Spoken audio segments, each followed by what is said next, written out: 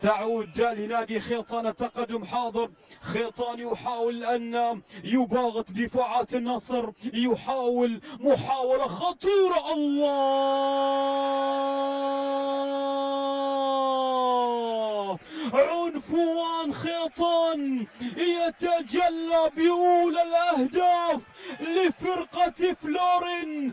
الهدف الأول من النيجيري إيمانويل يسجل الهدف الأول لمصلحة نادي خيطان من أجل الفوز الأول في دوري زين. خيطان يستغل نعم الكرة الماضية يا فلورين ويسجل الهدف الأول. كما ذكرت لكم بأنها مباراة مفتوحة على كل الاحتمالات.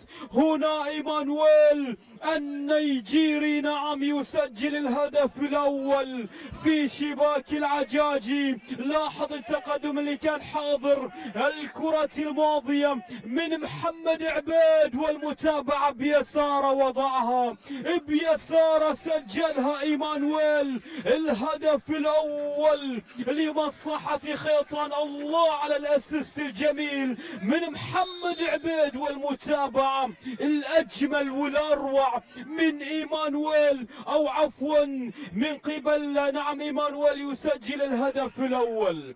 الهدف الأول إيمانويل النيجيري يحتفل بطريقة الخاصة.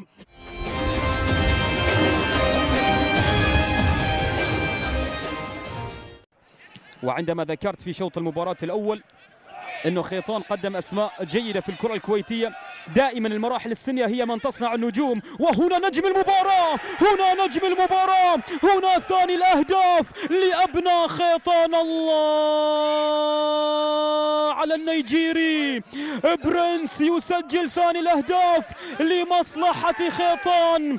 النيجيري برنس اوستن.